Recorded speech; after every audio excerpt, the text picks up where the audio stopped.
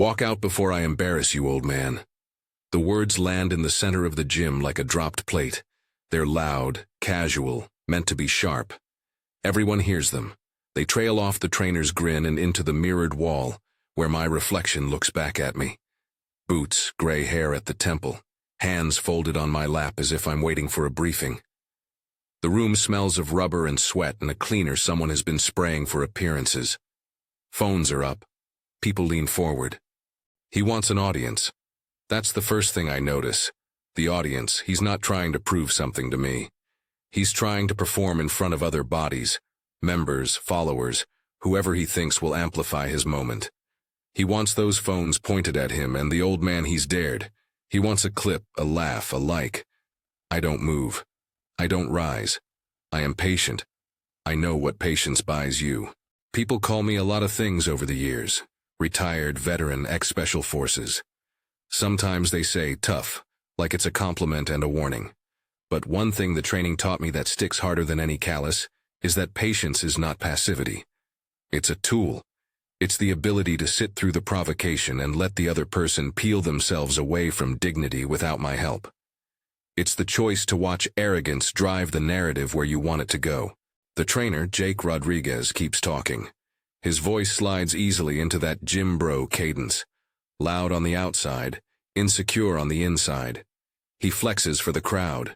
He walks the bench like an actor walking a stage. He's younger. He looks strong. Muscle, like a tattoo, says something about discipline on the surface but tells you nothing about depth. He wants me to be humiliated. That's the bullying part of the title. Public taunting crafted for viral consumption. The other part, shame, would come later, and it would be a different thing entirely. Not mine, but his. The whole night would sit between those two definitions. Bullying in the moment, shame in the aftermath. I put my hand on my boot and undo the laces slowly. The gym noises sharpen, the clack of plates, the metallic ring of a dropped bar, a laugh off to the side. My fingers are steady. I remember the weight of years on my Achilles, the way morning light in a barracks room felt like advice. Quiet, certain. I'm stripped of any need to perform. That alone makes whoever is trying to humiliate me uneasy. If you are trying to bait a man who's not baitable, you'll climb into your own mistakes to make something happen. He steps closer, all swagger and elbows. His shadow passes over my boots, and for a second his sneakers appear enormous, cartoonish, like someone trying too hard. He squares his shoulders the way someone squares a camera. He says another thing that is meant to cut.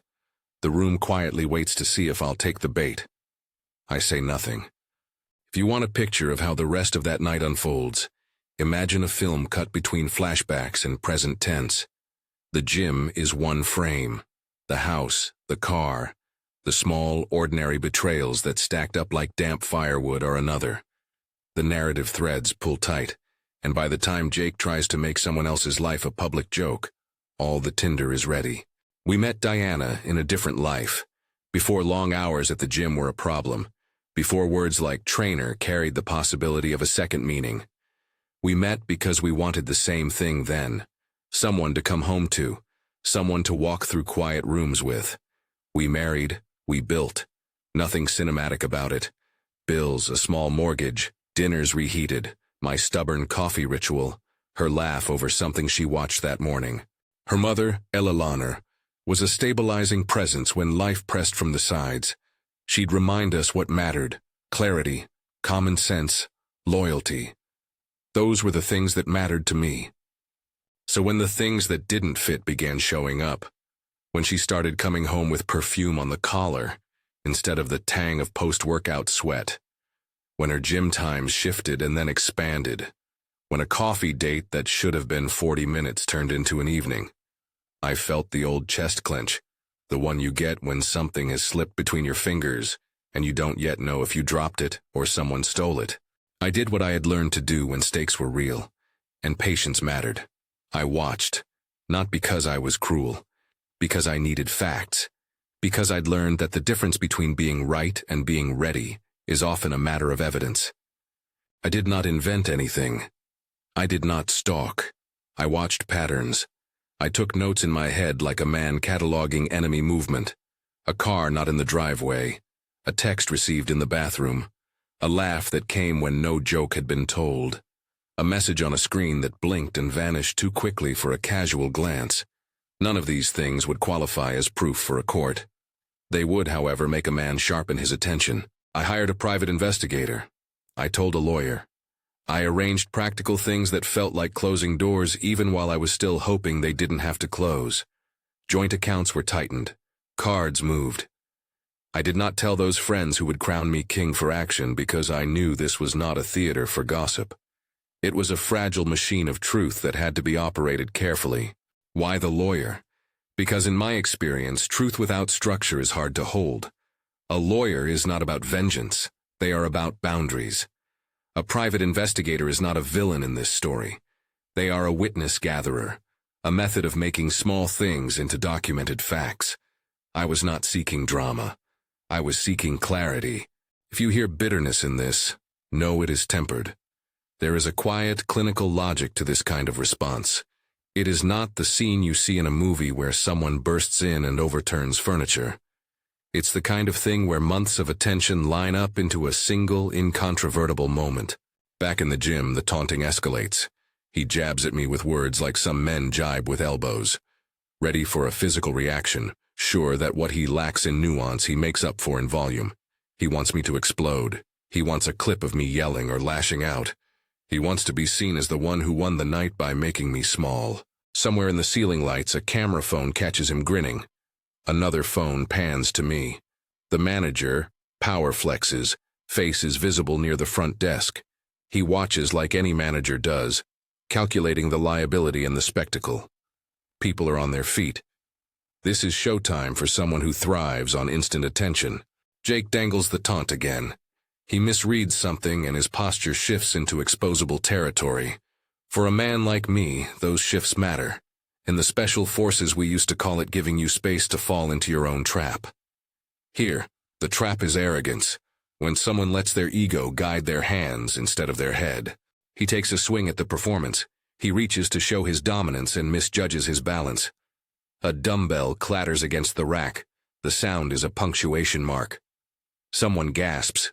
A trainer's arrogance needs showing, but I have no appetite for spectacle that becomes harm. I move only when necessary. He grabs another weight, this time with a grin that says he's ready to put on a show. He is, at this point, desperate to be judged brave. Desperation and strength aren't the same thing. The crowd shifts, sensing escalation. Someone yells. Phones raise higher. He lunges, more for theater than impact. His energy has predictability now. He's trying to be a story and not live one. I react in a way that keeps me on the right side of law and ethics, non-lethal and controlled. I do not detail the physical steps. I will only say this. I neutralize the immediate threat without harming him. I use my weight to remove his ability to continue. The roll of a shoulder, the settling of a body onto the floor. He stops. There is no heroic flourish. There's a huff of breath and a few metallic clinks and then the sick quiet of an audience who'd expected a different ending. A phone keeps rolling. Someone laughs nervously, then stops. And then one more move happens that I'd arranged before this night.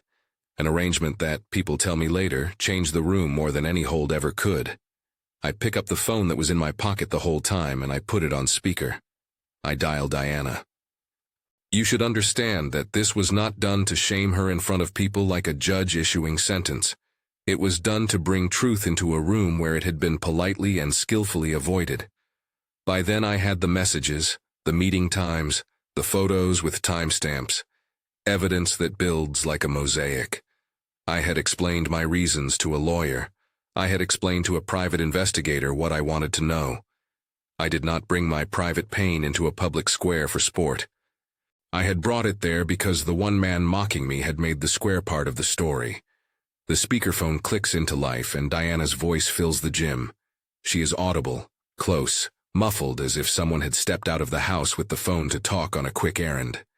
There is the small, vulnerable sound of someone who's just been woken up to a fact. Diana, I say, not shouting, not pleading. I say it like a man who needs his life to be honest.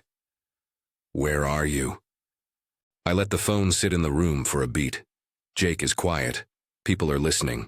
In the background, someone recognizes a name and the rustle of gossip starts to swell like a tide. She answers, voice thin at first, then steadying. Her replies are what you'd expect from someone who has been living two conversations at once. Confusion, a defensive pause, an attempt to explain away the hours. I have a calm folder of facts ready in my head. I read small items aloud, dates, times, a cafe in a strip mall, a message thread that doesn't belong in a closed, healthy marriage. I don't embellish. I simply place pieces on a table the room can see. Timestamps, receipts, messages quoted in plain words. Her voice cracks.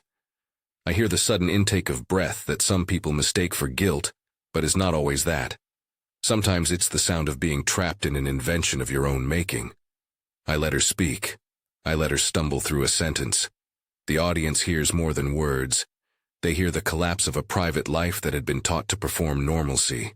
When I hang up, I don't hiss the final line. I simply place the phone down. The room is heavy with the kind of silence that isn't respectful. It's the silence that follows a reveal. You can feel people's minds working, what they saw, what they remember. The management calls security, a few people leave. Someone posts a clip already edited for the social scroll. Minutes later, it's on a feed. This is where shame starts to take shape. The trainer, Jake, shifts from alpha to suddenly small. The crowd, which had fed him as he performed, now serves as witness. He had tried to bully me into being the story. Instead, he had become the story. After that night, consequences followed with the speed of a domino chain. The gym's membership page filled with uncomfortable comments. The manager told me later that corporate had to step in. Powerflex couldn't survive the reputational hemorrhage. Members canceled. Trainers were reassigned. Contracts were reviewed and then ended. I didn't cheer for the gym's collapse. I didn't wish for businesses to die.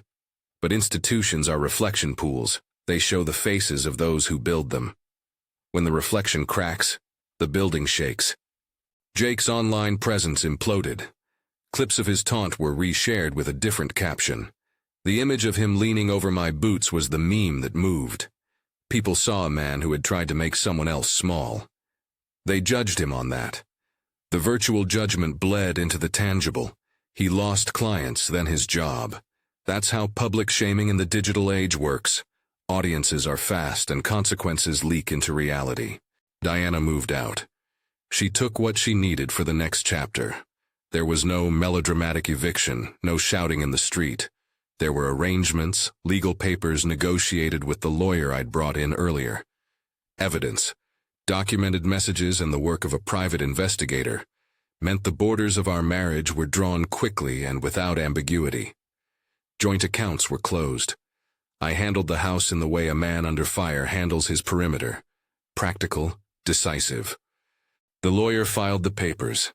That's the part of the story that can feel cold if you're used to triumphs and proclamations.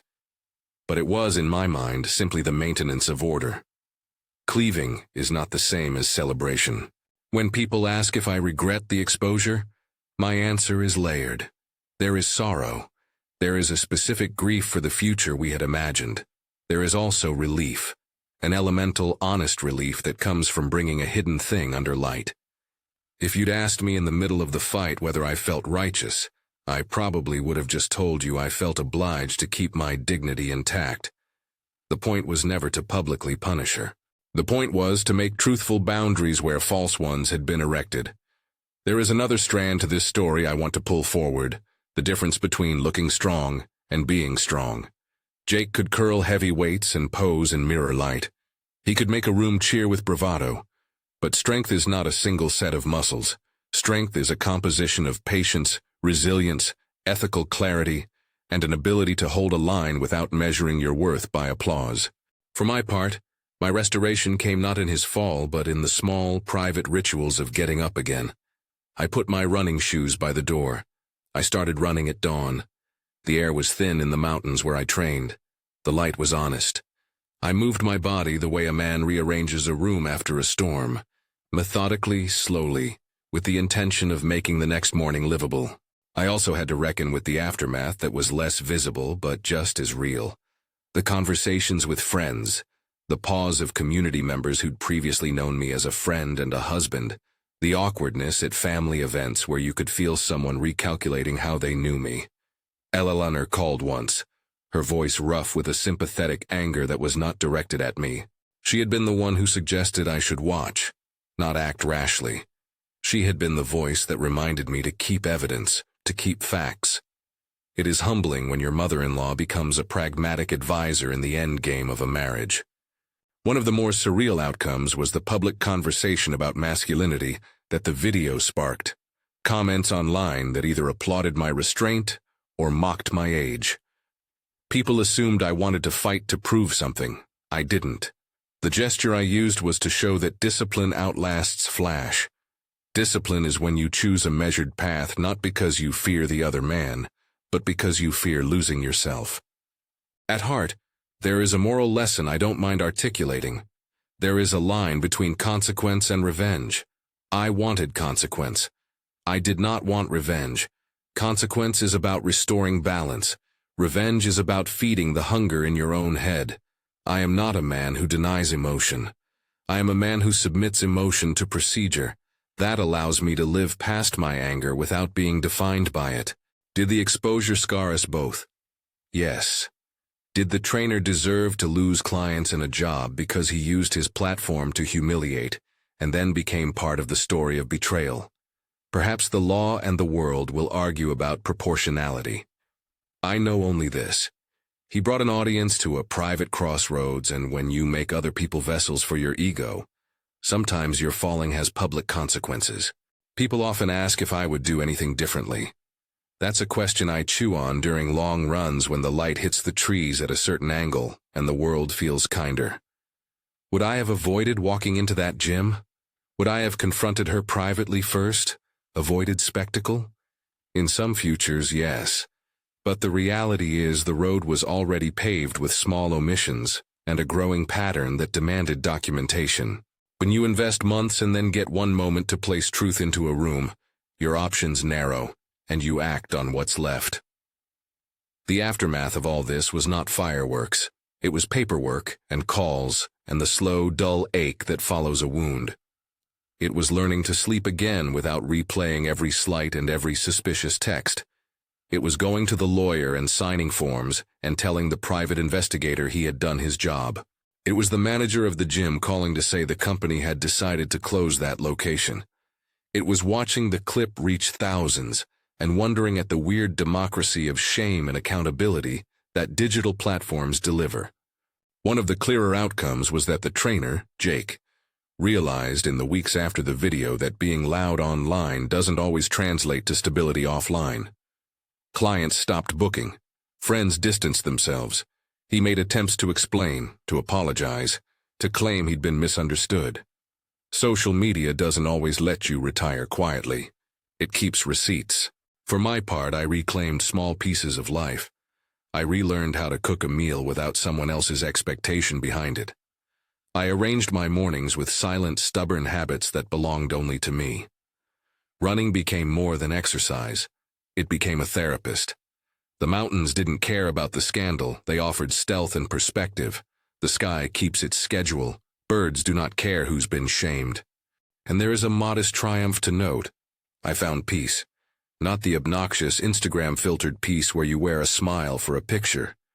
Real peace. The kind that comes when you can sit and not feel your heart pace at every minor phone call. The kind that allows you to watch a sunset and not parse whether every red in the sky is an allegory for humiliation. I do not celebrate the human failure that led us here. I do not gloat at someone else's collapse. I am not interested in hurting people for the sheer entertainment of it. The lesson I want to put into a tiny, honest box for anyone watching is this.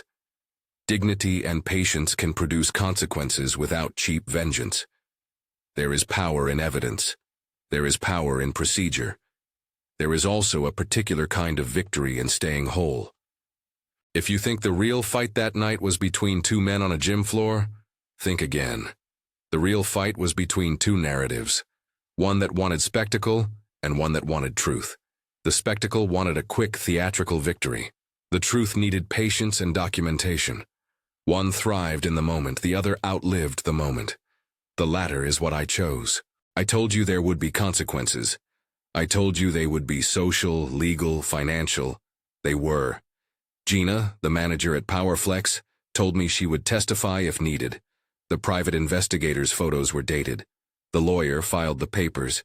Diana moved out, Jake lost clients, the gym closed. Those are facts, not trophies. There's another small truth I carry. The public can be cruel and forgiving at the same time. They will decide your image in hours. They will decide your fate in weeks. But they are not a moral court. They are a reflection of what is easy to see. If what you built was cheap theater, you will be found out faster than you expect. If what you carry is careful and true, it will survive. I say this not to moralize, but to make a practical observation.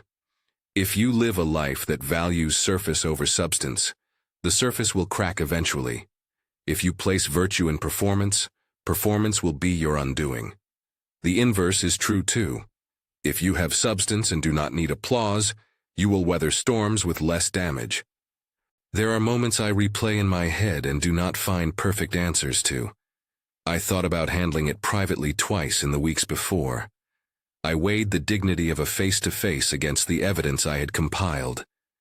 The reason I chose the path I did is that the man who'd started the night with a taunt had turned a private fissure into a public stage. He'd made my marital issue into his content. That removed my capacity to keep it private without his consent. It seemed only right to put the truth where his performance could be seen for what it was. When I run now, the mornings are quieter.